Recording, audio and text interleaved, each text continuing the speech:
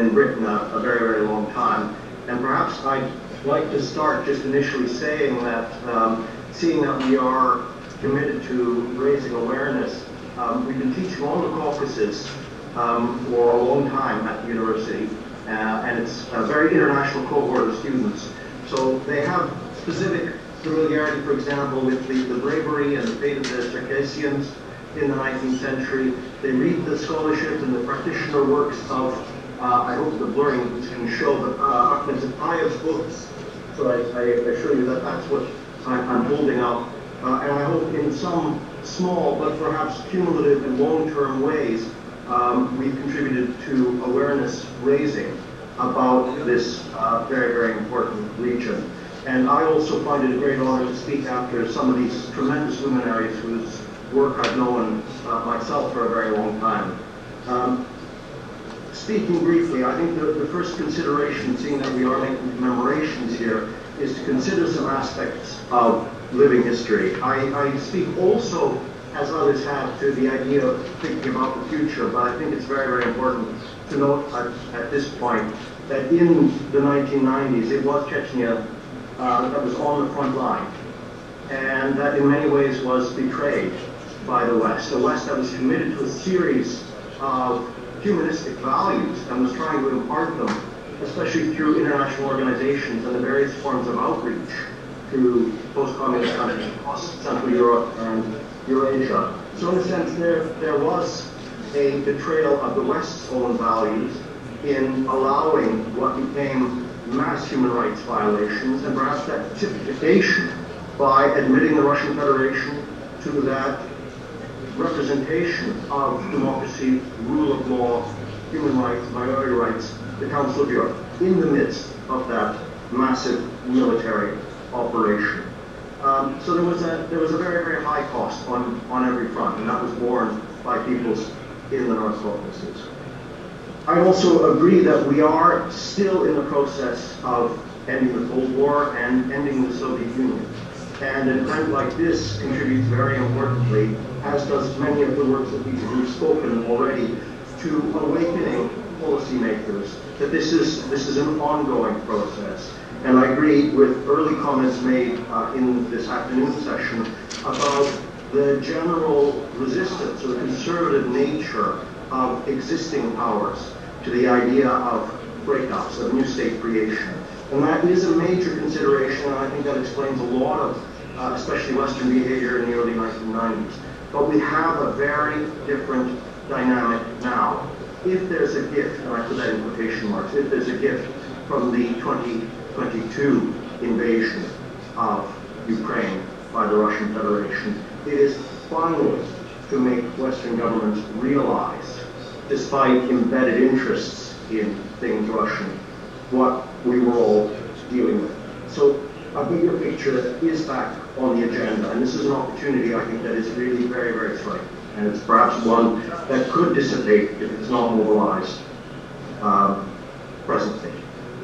Third consideration is that while we talk about possible territorial decolonization, I think extremely important is decolonization of the mind.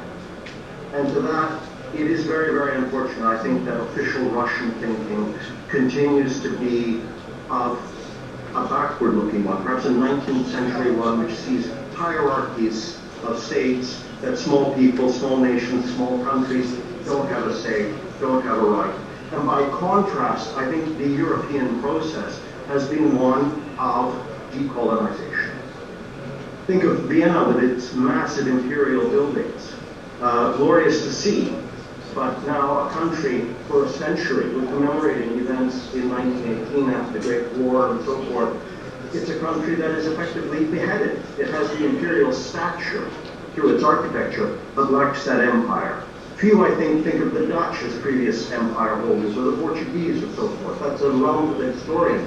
But it's politically relevant because in order to be European is to rid oneself of that legacy and not have a hierarchical view of states and peoples. So I think a fundamental challenge to us, and I don't have immediately good answers to it, but is that decolonization of the mind. And to that I would add, and I think only at points has the following reason. We must also think about Russians who do not agree with the regime, and they should be allies in this, because I think this kind of decolonization is also a liberation for Russians.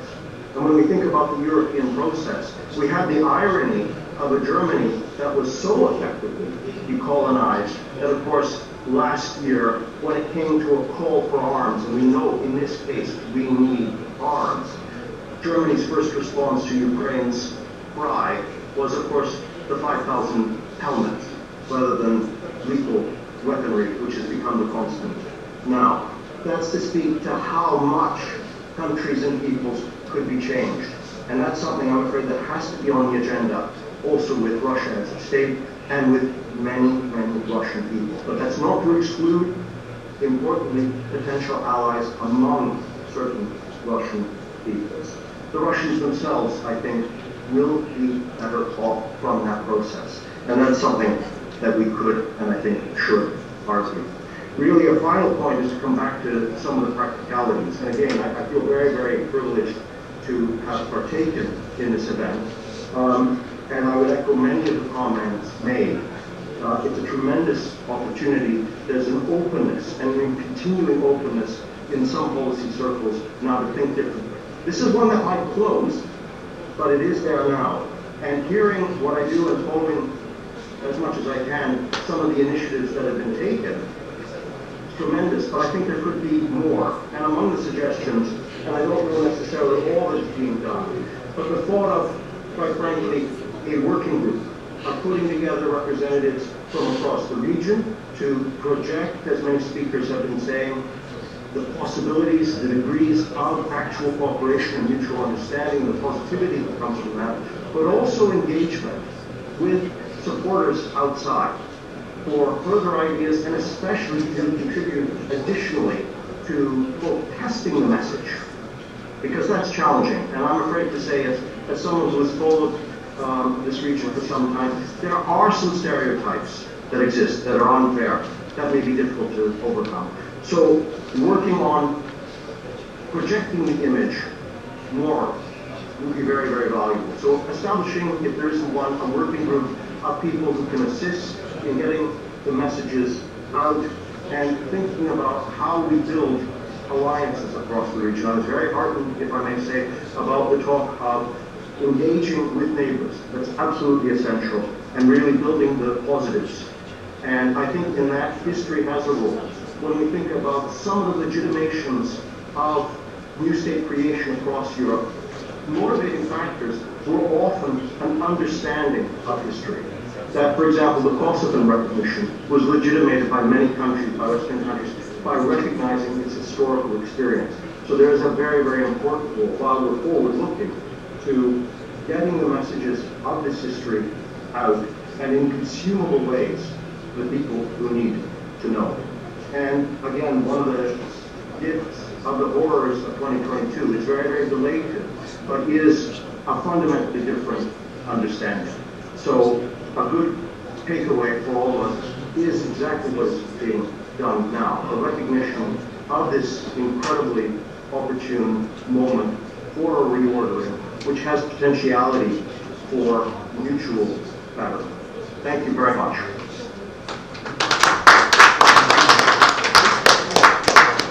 Thank you very much for your speech. We have a question. Yeah, can I just say, I have a bit of echo, so if it's possible to speak loud. Okay.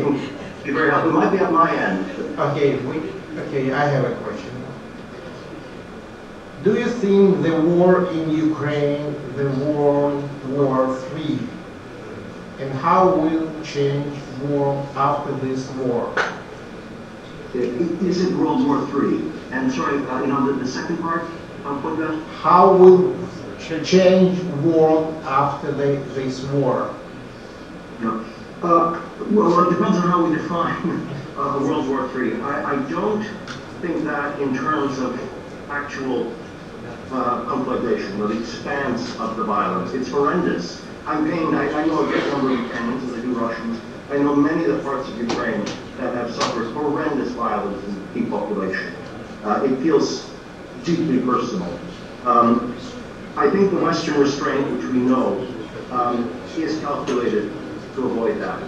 My suspicion about a World War III is that is a very low possibility, thankfully.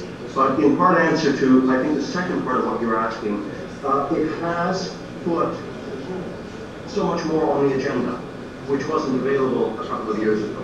And part of the tragedy, and I think part of the honor that should be accorded to Chechnya from the 1990s, is that we have signals of what the Russian regime was about. Both the Yeltsin government, in which the West put so much store, and at, I think, quite a high cost, and then, of course, the Putin regime, which was coterminous with the use of violence, and one where the West turned a blind eye. So a great benefit now is that, as I mentioned very briefly, and it's an obvious point, those deeply vested interests, hydrocarbons, the monies that come into the UK and so forth, now there's been a fundamental change.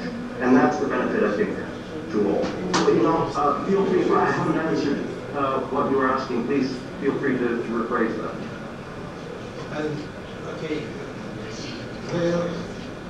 Okay, thank you very much. Thank you.